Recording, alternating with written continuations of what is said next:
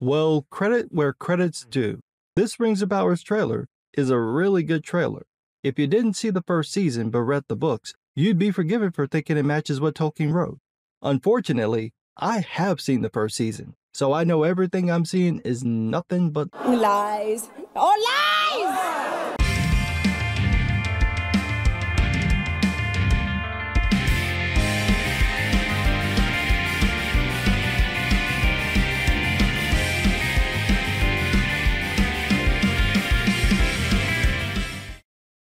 I assume this will be the final trailer for the Rings of Power Season 2, or maybe the second to the last since the show returns in 2 weeks.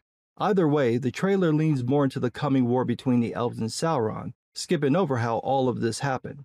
Like I said in the intro, if you only read the books and saw the trailer, it would look like the show mostly follows the books. There are some obvious things out of place, like Galadriel in battle and imprisoned by orcs and confronting Sauron. There's an Entwife, and there are characters who have no business even being in the show, like Tom Bombadil, totally not Gandalf, but obviously Gandalf, and what appears to be Saruman. But overall, the trailer looks good. It sells the show. The VFX also look good. I'll still need to see the shots in context to see if they hold up, but from what's in the trailer, it looks okay. So those are the positives.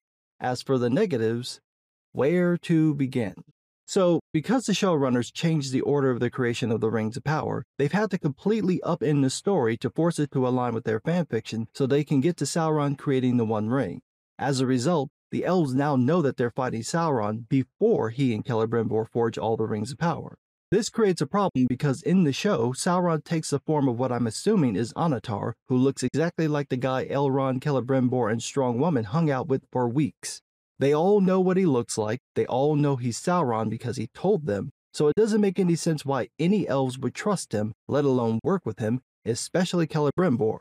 But the show is called The Rings of Power, and it still needs the other 16 rings Celebrimbor made, so the writers had to make it work. And this was their solution. Once the deceiver obtains a being's trust, he gains the ability to sculpt their very thoughts. I have a question. How does Gil-galad know this? He had nothing to do with Halbrand, aka Sauron. He only found out about Halbrand in passing, so why would he call Halbrand/Sauron the Deceiver? In the first season, we're told that Sauron disappears at the end of the war, and everyone assumes that he was defeated and is dead. So he didn't take on a fair form like he did in the books and pretend that he was going to repent to the Valar and then renege. Instead, in the show, Sauron takes on the form of Halbrand and tries to live a normal life until he randomly bumps into Strong Woman.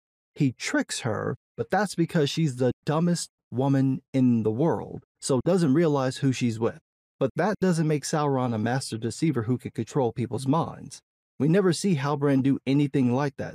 So again, where is Gil-galad getting this from? This may seem like a nitpick, but it's not. It's a writing mistake. The show didn't establish Sauron as an evil deceiver in the first season. The audience knows that Sauron is the villain, but that's not what's in the show. All we see is Halbrand trying to stay away from everyone and live a normal life. His deception is really lying by omission, and he never does anything evil or wrong until he reveals that he's Sauron. The show can't call him the deceiver if it didn't set that up. Now, it appears the show will address a point I mentioned in my previous video, which is why would anyone trust the three rings since Sauron helped make them, which is not what happens in the books, and no one knows what control he might have over them. You are wise to fear these rings. In Sauron's hands, they could work an evil beyond reckoning. So, I'll give the show credit for bringing up this point, and then immediately take that credit away, because this change breaks a fundamental part of the story, one that makes the events of The Lord of the Rings even possible. Sauron had nothing to do with the making of the three rings. The only reason he has any power over them is because they were made using his techniques, so when he forges the One Ring, Sauron could potentially control anyone wearing rings of power.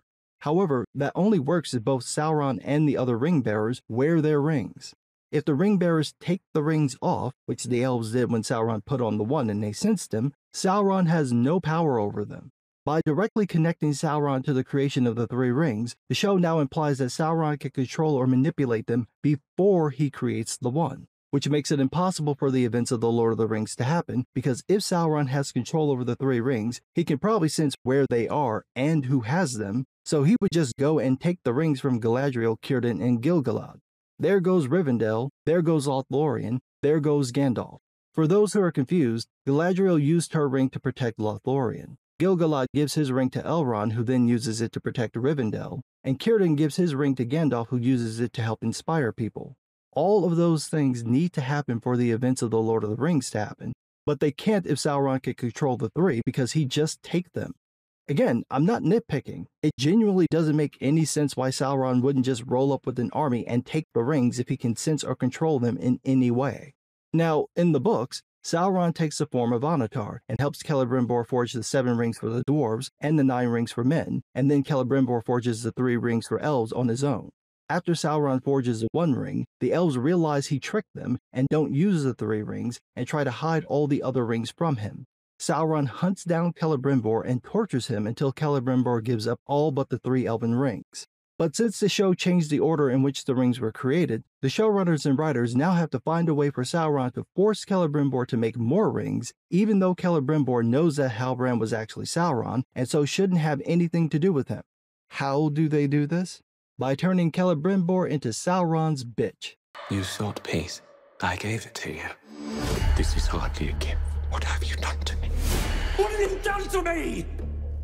Who are you? Truly. I am the one keeping the storm at bay.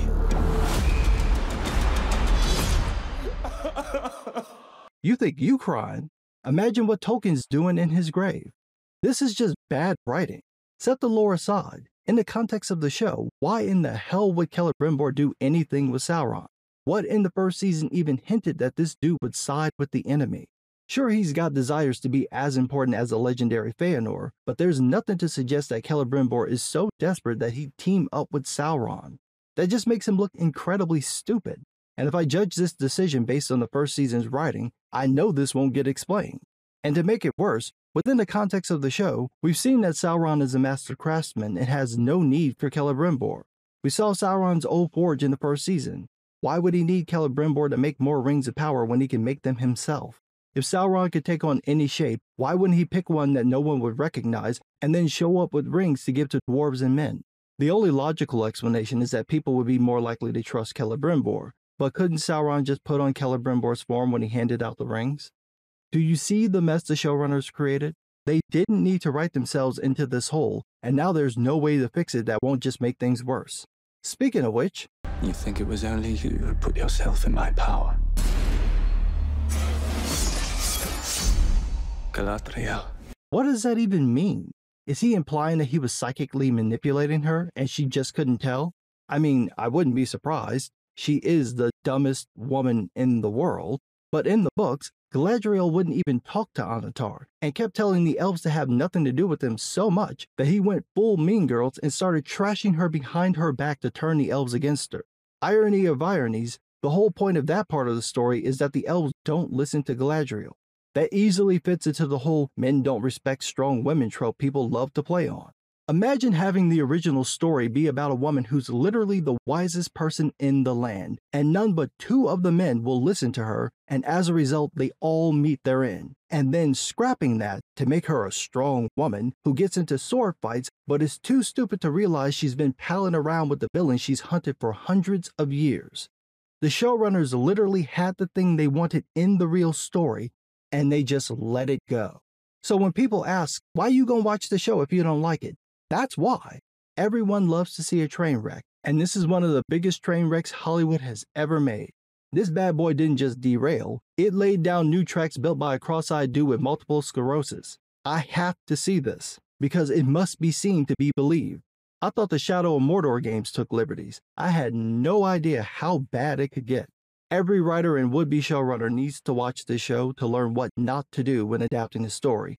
We're going to get to see how the showrunners deal with the mess they made, or really just make it worse, and we'll get to see all those Rings of Power fans who've been silent for 2 years spring back to life like dwarves out of stone.